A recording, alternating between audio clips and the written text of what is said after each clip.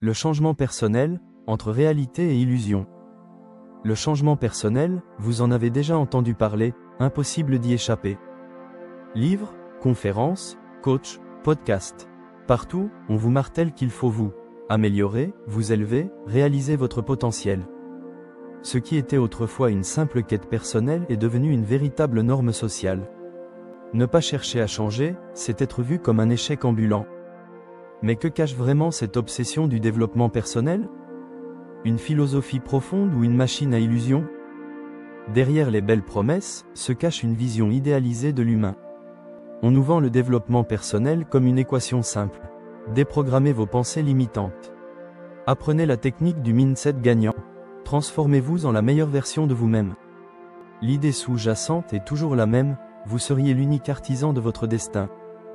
Vous essuyez un échec, c'est simplement un manque de volonté. Vous faites une dépression, vous êtes un faible d'esprit. Mais cette approche ne tient pas compte des réalités, tout le monde ne part pas avec les mêmes cartes en main. Prétendre que la réussite repose uniquement sur un bon état d'esprit est une vision simpliste qui dédouane la société de ses responsabilités. Entre philosophie antique et marketing moderne, le développement personnel n'a rien inventé. L'épicurisme nous apprend à savourer l'instant présent, le stoïcisme à accepter ce que l'on ne peut changer. Mais aujourd'hui, ces préceptes sont tordus pour servir des intérêts commerciaux. Prenez l'expression « carpe diem ». Chez Horace, cela signifiait comprendre la fragilité de l'existence. Aujourd'hui, elle est devenue un slogan pour justifier l'hyperconsommation et la fuite en avant.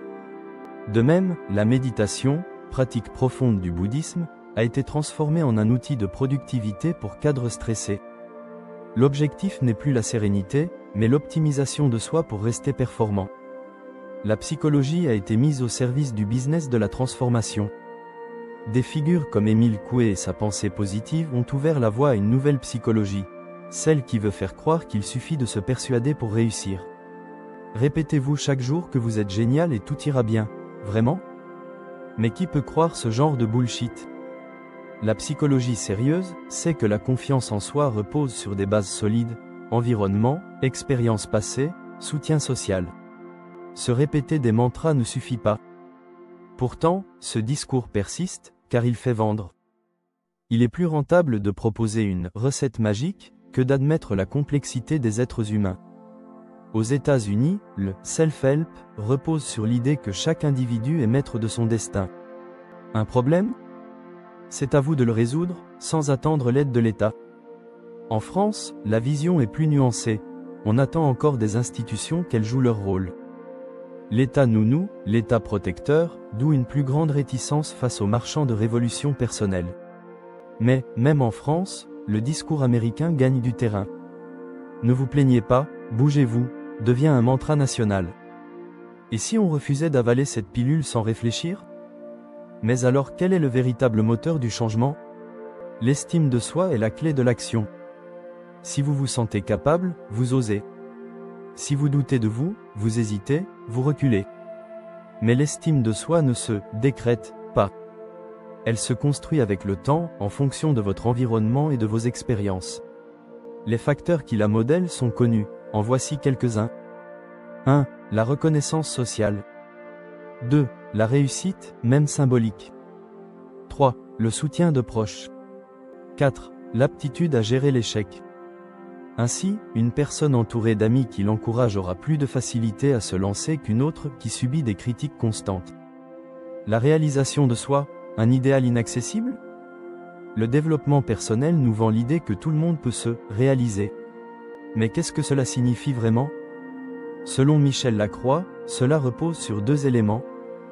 1. Avoir conscience de ses possibilités.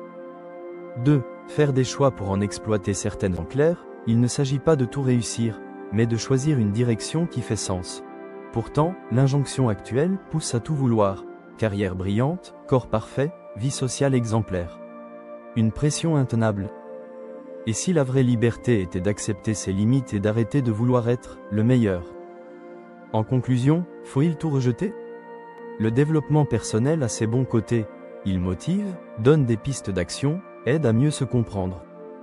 Mais il a aussi ses excès, une culpabilisation permanente, un détournement de philosophies ancestrales, et une marchandisation de la quête du bonheur.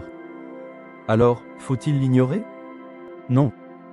Mais il faut le décoder, le remettre en question, et surtout, refuser les solutions toutes faites. Parce qu'en réalité, le vrai changement ne vient pas d'un livre ou d'un coach, mais de vous. Et le premier changement commence par accepter que tout ne dépend pas que de vous. Merci d'avoir regardé ce résumé. Si vous l'avez apprécié, pensez à vous abonner et à activer la cloche pour ne manquer aucun de nos prochains sujets.